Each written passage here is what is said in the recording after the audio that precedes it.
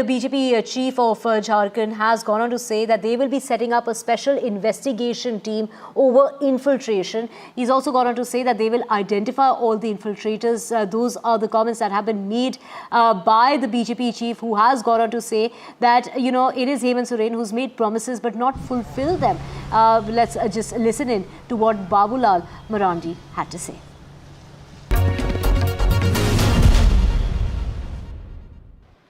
झारखंड की राजनीति में शायद बाबूलाल मरांडी एकमात्र नेता हैं जो सामान्य सीट से न केवल लोकसभा का चुनाव लड़ा बल्कि लगातार विधानसभा का चुनाव भी सामान्य सीट से लड़ते हैं।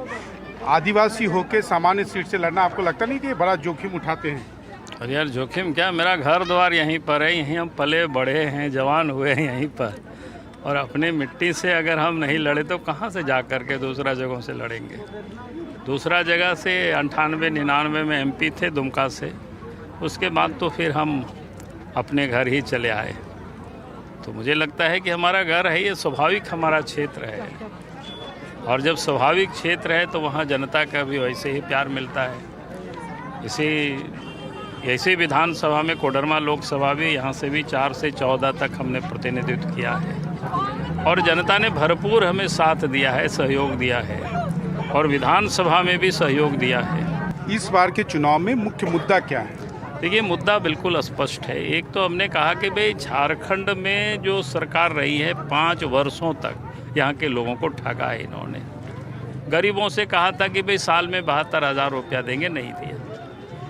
महिलाओं को कहा था कि इन्होंने 2,000 रुपया चूल्हा खर्च देंगे महीना में, नहीं दिया।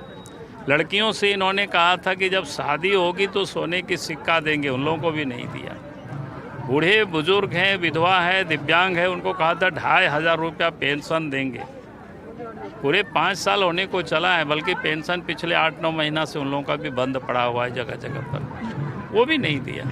नौजवानों को तो उन्होंने अपने बाबूजी का उन्होंने कसम खाया था, लेकिन और 5 लाख नौकरी देने के उन्होंने नहीं दी। दुर्भाग्य क्या है, कई योजना तो हेमंत सोरेन जी जमीन पर उतार ही नहीं पाते हैं, काम ही नहीं करते हैं। आप लोगों ने घुसपैठ को एक बड़ा मुद्दा बनाया है, क्या घुसपैठ के लिए राज्य सरकार जिम्मेवार है? बिल्कुल जिम्मेवार है भाई। राज्य में जब कोई भी घुसपैठ करते हैं, मतदाता सूची में वो नाम डालवाते हैं, वोटर क्या कहते हैं, ये आधार कार्ड बनवाते हैं, राशन कार्ड बनवाते हैं, उनके लिए ज़मीन का पट्टा दिलाते हैं। तो ये सब काम तो राज्य सरकार का काम है देखने का, लेकिन राज्य सरकार तो मानने को ही तैयार नहीं है। यहाँ तक कि जब झारखंड हाई कोर्ट ने कहा कि राज्य सरकार के होम सेक्रेटरी और भारत सरकार के होम सेक्रेटरी मिल करके एक कमेटी गठित करेंगे और घुसपैठियों की पहचान करेंगे, लेकिन उन्होंने तो उसके विरोध में सुप्रीम कोर्ट चले गए हैं। अगर आपकी सरकार बनेगी तो आप कैसे इस समस्या? देखिए, हमने तो बार बार कहा है कि वे SIT गठित करा देंगे और एक एक लोगों को पहचान किया जाएगा, जो भी विदेशी यहाँ आकर के घुसपैठे बसे हैं, चाहे वो वोटर लिस्ट में नाम चढ़ाए हो, राशन कार्ड में नाम चढ़ाए हो, ज़मीन जायदाद में नाम चढ़ाए, उनको चुन चुन करके यहाँ से बाहर किया जाएगा।